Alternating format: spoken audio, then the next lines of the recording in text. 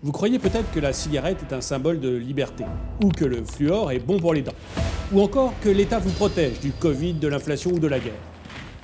Et si je vous disais que toutes ces idées ne sont en fait pas les vôtres, qu'on les a en quelque sorte implantées dans vos esprits, vous me traiteriez de complotiste? Et si je vous disais qu'en plus, un seul homme est à l'origine de tout cela, vous me prendriez pour un fou? Pourtant, cet homme, si vous ne connaissez pas son nom, eh bien il est parfaitement connu de nos élus. C'est un fervent partisan d'une gouvernance de l'ombre. Et il a écrit 2 livres à ce sujet, 2 livres que vous pouvez facilement trouver sur Amazon par exemple. Fabriquer du consentement et cristalliser les opinions publiques. Bonjour, je suis François Xavier et aujourd'hui je vais vous parler de la personne qui a eu la plus grosse influence sur votre vie sans même que vous connaissiez son nom, Edward Bernays. Edward Bernays est un Américain qui est mort à Boston en 1995 et qui a vécu 103 ans. 103 ans qu'il a occupé à l'une des tâches les plus importantes du XXe siècle, faire courber la volonté des peuples devant celle des puissants, et ce, sans aucune violence. En fait, Edward Bernays, c'est également le neveu de Sigmund Freud, et il a beaucoup appris de son tonton. Bref, Edward Bernays va travailler pendant toute sa vie à créer du désir ou du dégoût en fonction de ce que veulent les puissants. Il peut créer le désir, le besoin pour une nouvelle marque, une nouvelle habitude, et le dégoût pour ce qui est vieux et démodé. Pour lui, c'est même quelque chose d'extrêmement important parce qu'il dira que son but, c'est de dompter la grande bête hagarde qui s'appelle le peuple. Pour lui, le peuple ne veut pas se mêler en fait des affaires publiques. Tout ce qu'il veut, c'est qu'on lui fournisse une illusion. Et l'illusion, Edward Bernays va vous la fournir. En fait, Bernays va même inventer ce que l'on appelle le spin, la manipulation. La manipulation des nouvelles, des médias, de l'opinion. Bref, une pratique systématique à très grande échelle qui permet de présenter les faits de manière complètement partisane. Et grâce à ça, Bernays va faire fumer les femmes américaines, il va démultiplier les ventes de pianos et de savons, et il va même contribuer à faire basculer l'opinion publique américaine vers la guerre en 1917. Bref, Bernays va être tellement exceptionnel que Goebbels, le ministre de la propagande allemande, va se référer à lui pour faire toute la propagande de l'Allemagne nazie.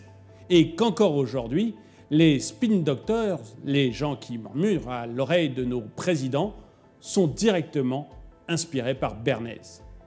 Mais je vais vous raconter quelques-uns des hauts faits d'Edward Bernays, en commençant par le premier de ces véritables hauts faits. Imaginez, un pays voisin de chez vous est en guerre, mais pas le vôtre. Et vous, vous êtes plutôt pacifiste, vous n'avez aucune envie que votre pays se mêle de cette guerre. Seulement voilà, les dirigeants, eux, ont décidé qu'il fallait intervenir. Et il faut donc lutter contre le peuple pacifiste. Ça vous rappelle peut-être quelque chose.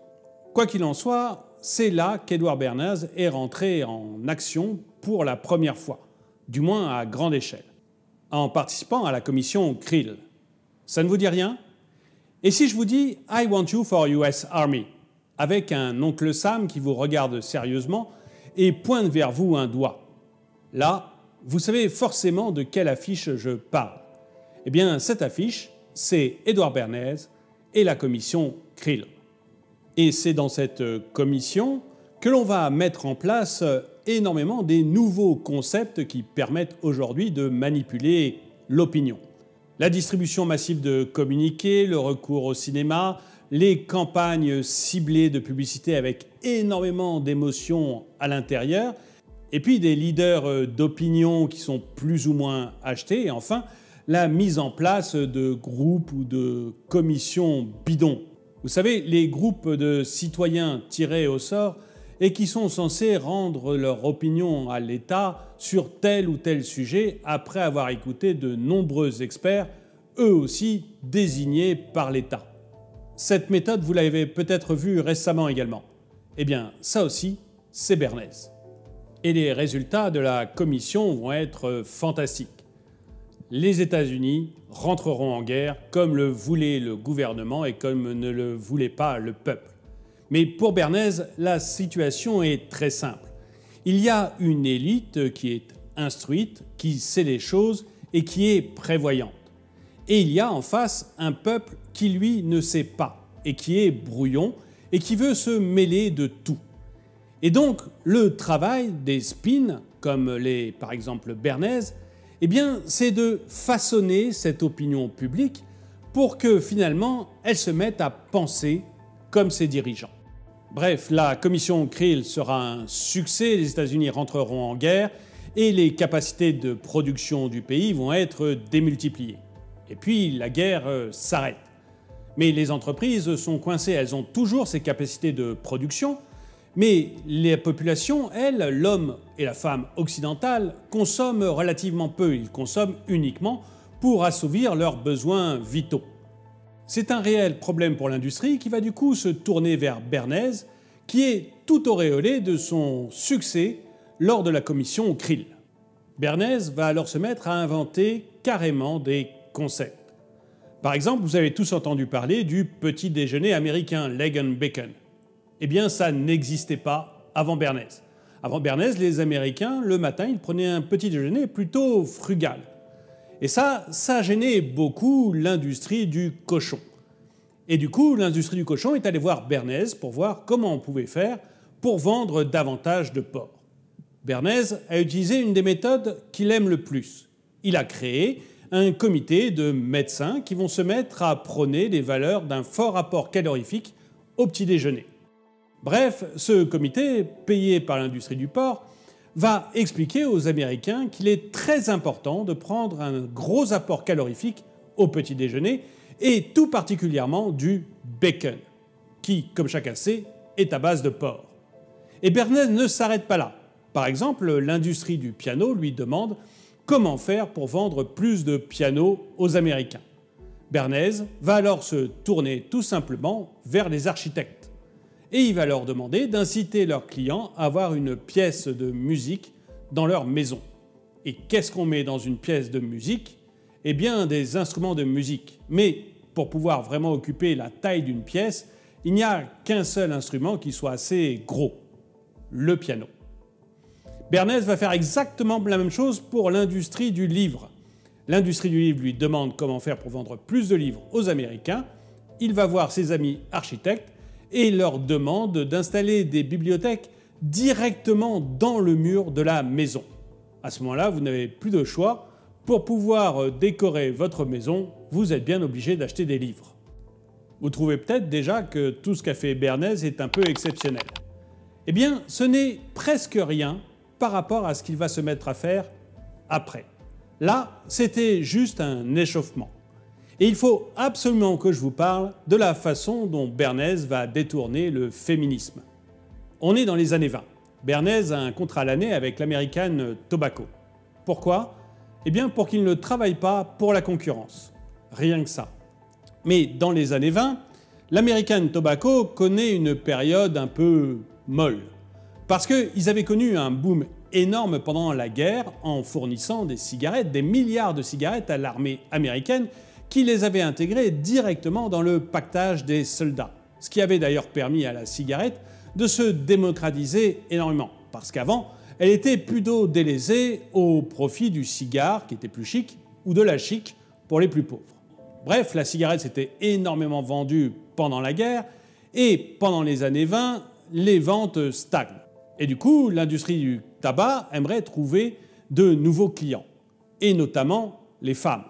Seulement voilà, comme la cigarette a été énormément utilisée par les soldats, elle a une image extrêmement virile, et les femmes ne veulent pas fumer. Du coup, l'industrie du tabac se tourne maintenant vers Bernays pour orienter cette nouvelle cible, les femmes. Et Bernays va inventer un piège merveilleux. Imaginez, vous êtes une femme dans les années 20 aux États-Unis, dans une société extrêmement puritaine. Votre vie, c'est principalement d'être à la maison. Vous ne travaillez pas, vous occupez de vos enfants et de votre intérieur. Et c'est votre mari, l'homme de la maison, qui va s'occuper de ramener l'argent. C'est lui aussi d'ailleurs qui vote. quelle motivation vous pouvez avoir pour fumer. Sur quoi Bernays va insister pour que vous vous mettiez au tabac? Eh bien, Bernays a une idée géniale. Les femmes qui, à cette époque-là, veulent ressembler davantage aux hommes, conquérir des droits, le droit de travailler librement, d'avoir un compte bancaire, le droit de voter, eh bien, ce sont les suffragettes. Et Bernays va avoir l'idée de se servir des suffragettes pour imposer les cigarettes. Et il va le faire lors d'une manifestation catholique. Nous sommes le dimanche de Pâques. Il est midi 5, juste après la messe. Et il y a une procession de Pâques organisée par des femmes catholiques. Et là, Bernays va sélectionner une dizaine de jeunes premières. Et puis il va les inviter et il va les mettre complètement sur le devant de la marche. Évidemment, la dizaine de jeunes premières, de jolies jeunes femmes, sont toutes des suffragettes. Et elles se battent pour l'égalité hommes-femmes. Et du coup, à l'avant de cette procession, elles vont exhiber leurs cigarettes, le symbole phallique, le symbole de la virilité à l'époque. Et elles vont se mettre à fumer. Tout ça devant des photographes et des journaux. Et Bernays va inspirer à ce moment-là aux journalistes le slogan qu'il faut écrire. Elles allument des flambeaux pour la liberté. Et ça y est, la première étape est passée. Fumer pour une femme, ce n'est plus vulgaire, c'est réclamer ses droits, les droits de faire comme les hommes. Mais ça ne suffit pas, en 1920, à convaincre toutes les femmes. Alors du coup, Bernays va utiliser le système qu'il avait mis en place pour créer l'American Breakfast. Il va créer des instituts plus ou moins bidons et tous financés par l'American Tobacco, avec à l'intérieur des dentistes et des médecins de famille.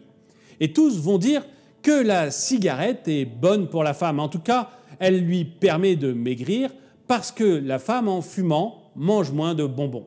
Et vous allez même avoir des publicités dans lesquelles on dit aux femmes de tendre plutôt la main vers la cigarette plutôt que vers un bonbon.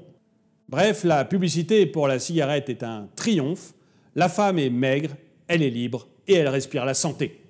Nouveau succès pour Bernays, qui va maintenant se mettre à travailler à la fois pour une multinationale et pour l'État. Vous avez entendu l'expression « république bananière ».